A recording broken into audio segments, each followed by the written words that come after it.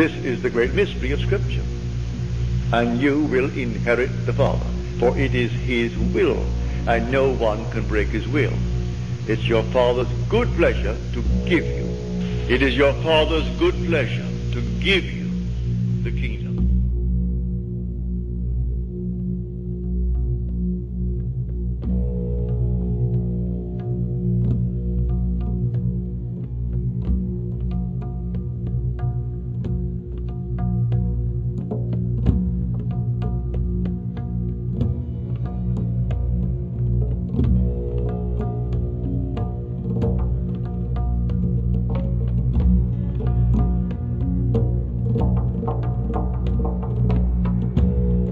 You cannot earn this gift. This is a gift.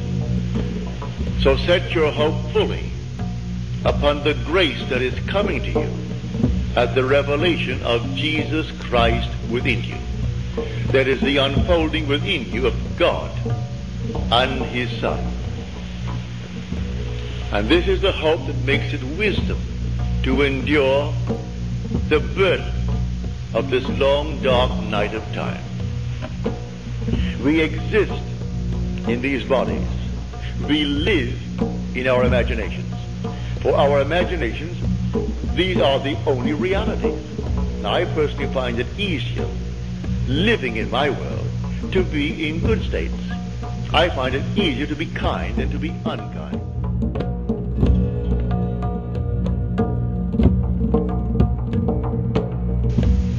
But eventually, you will completely awaken with a gift, and the gift is God himself. There's nothing but God in this world, but nothing but God.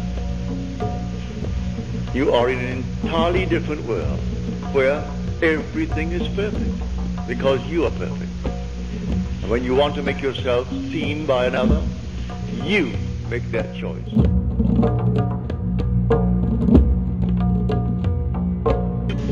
So God forgives everyone. He justifies everyone because he knows they're only in states. And the Lord created all these states. These are the states. So that's what Blake meant when he said, I do not consider the just or the wicked to be in a supreme state, but to be every one of them states of the sleep, which the soul may fall into in its deadly dreams of good and evil. When it left paradise, following the serpent. Following the serpent. When man left that heavenly state of innocence and came into a world of experience, of educative darkness, and experienced generation. For here we are generating, multiplying these garments to clothe the innocent one who has come down. So the whole drama is from innocence through experience to an awakened imagination.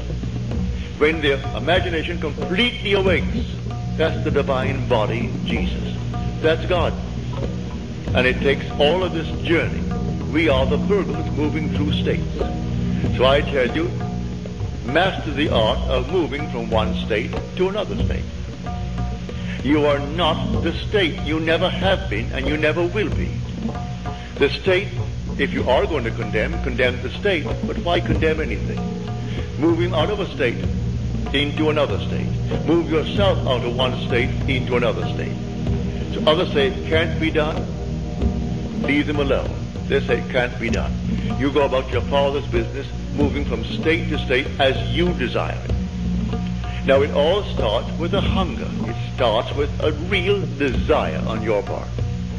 And all these infinite states are simply to satisfy the hungers of men.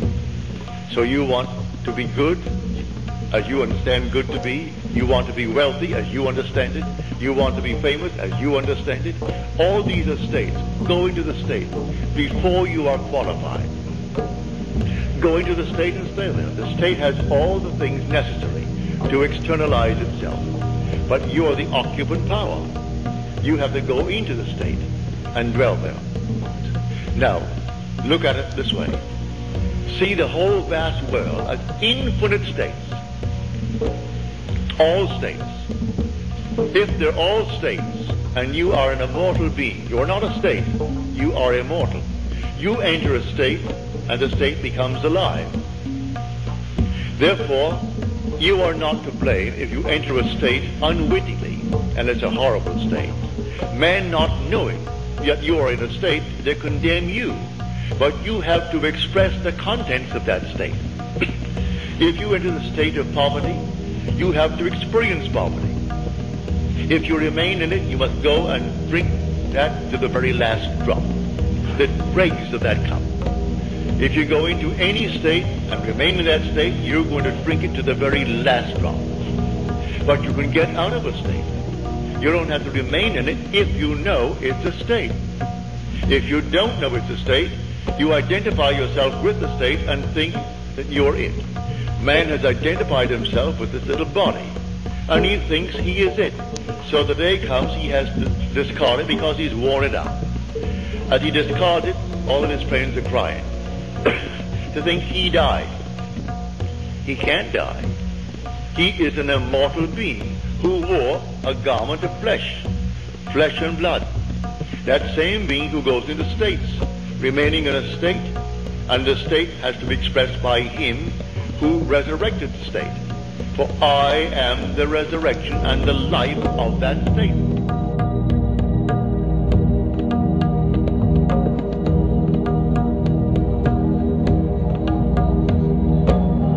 Hear, O God, the Lord our God, the Lord is one. The minute you get away from that, you have a devil. There's another God, another creator, another something. And you have 2, you're going to have 4, you're going to have 8, 16, 32, and so on. Always come back to that fundamental statement. There is only God. And God is your own wonderful human imagination. When you say, I am, that's God. There is no other, and never will be another God. He is going to unfold himself within you and completely awaken. And when he awakens, you are God. And then you'll be clothed in that heavenly garment. And I'm telling you, it's a heavenly garment. I can't describe it other than to tell you, when you're in it, you're not standing on the earth. You're lifted off, as it were. And I can only describe it as air and fire.